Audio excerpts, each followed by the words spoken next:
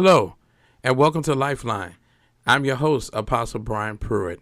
Today, I want to talk about how bitterness can cost you everything. You know, sometimes we think that bitterness is not a big deal, and that is something that is really not something that we need to address in our lives. But really, bitterness, what I found, can cost you opportunities. It can cost you open doors. It can cost you, viable information that you need. And because you are still stuck in a place of being angry and being in a place of trauma and woundedness, it will cost you and will rob you. Now, just think about this, you all. How would you feel? How would you feel if someone took something from you? Meaning that someone broke into your house or broke into your car and they took some valuable things that you had locked up.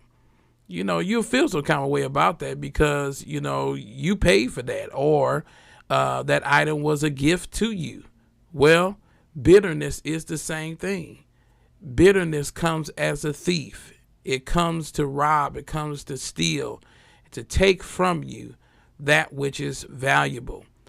So I want you to understand that it's very important that we understand that how bitterness comes.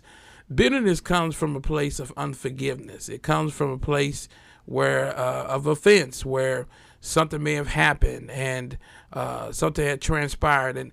And please understand that this doesn't mean that what you went through and what you faced did not mean anything, or am I making light of that? But it's very important that we get a handle on that, because if we continue to walk in a place of unforgiveness over something that happened, it will turn into bitterness, meaning that you are choosing not to forgive. The word forgiveness simply means to pardon. It is the same that you see in the court setting when a judge renders down a sentence or a judgment. He or she says, okay, I release you or I find you not guilty. It's the same as saying, I forgive you. I pardon you. You receive a pardon. And so a lot of times it's hard for us to do that because really we want revenge. We want to see the outcome. Now, there is a level of justice that will take place. But forgiveness really takes you out of that realm. It takes that out of your hands. And the truth of the matter is that revenge is not something that you and I are to operate in. The Bible says that vengeance is mine, I will repay. You know why God said that? Because if we took the time, or if we decided to take upon ourselves to take revenge on a matter or handle the matter in such a way to where we're going to repay someone because of what they did, it could cost us everything. It could cost us our livelihood. It could cost our freedom. A lot of times that we do things and we react a certain way, we react out of the moment. We react emotionally until it's too late. And so this is the reason why God says, okay, vengeance is mine. I will take care of that. I will give you justice. So there's a level of trust that has to take place. But when you be in a place where you're like, you know what, I'm not going to forgive. I'm not going to pardon them. I'm not going to, I'm not going to release them of this. And I'm going to continue to hold on to this. That stuff turns into bitterness. And then what happens is that you get to a place that you become so bitter that you will not see when good comes. We find this even in relationships, that you're so bitter because of what happened before. Anything new that comes into your life, you shut it down, or you already put up walls, or you send the individual through a unhealthy screening process. Okay, because you are judging them based upon what happened to you in the past.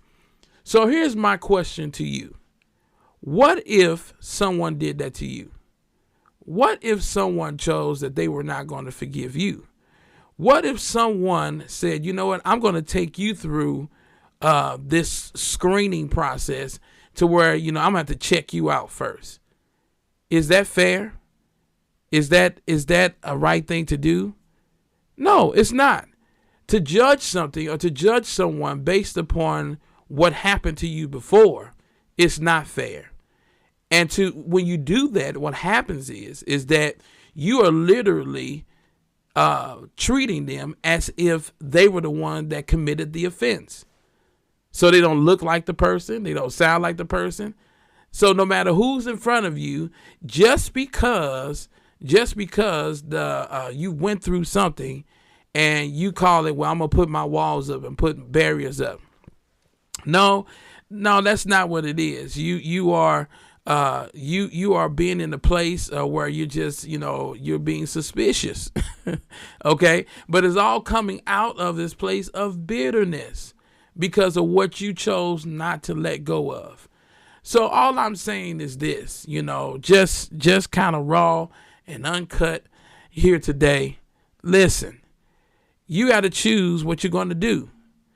And you cannot blame anyone by information or missed opportunities that you didn't get. You cannot tell someone, well, you never told me this, or I never had the chance.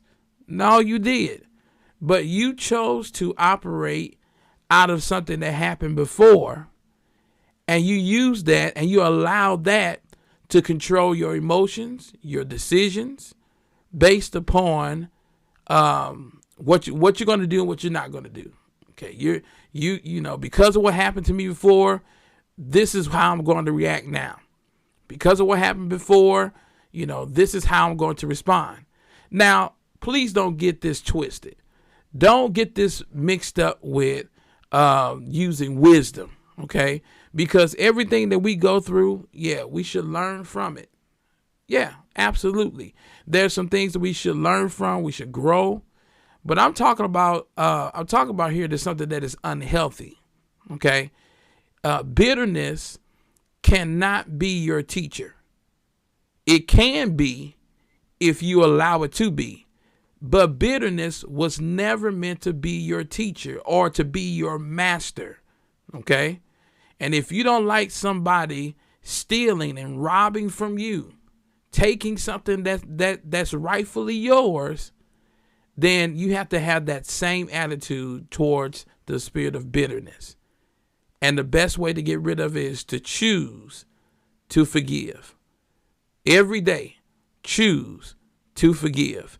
You have to make up in your mind, okay, that situation is not the same as this. That person who or group of people, they're not here anymore. So I'm going to shift myself. I'm going to change my focus and allow this moment to bring me into something new. I'm telling you, we get new opportunities every day, and God brings new people into our lives.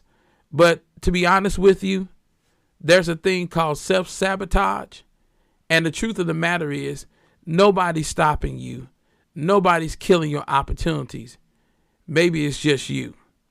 So I say this to you today so that you would wake up and that you will understand that it don't have to be this way. You don't have to miss out because bitterness is your taskmaster. Only you can address this. Nobody else can fix this. Nobody else can reach in on the inside of you and snatch bitterness out of you. Only God can.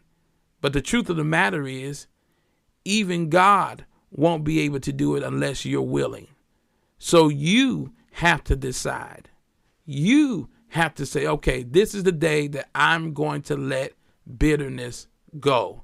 And I'm not going to allow it to run my life and rule my life ever again. This is my moment, and I'm not going to walk in a self-sabotaging posture or way. I'm going to stop. I'm going to stop killing my opportunities. I'm going to stop blaming everybody else and say, you know what? It's me. Well, thank you for joining me today. And I'll see you next time right here or Lifeline.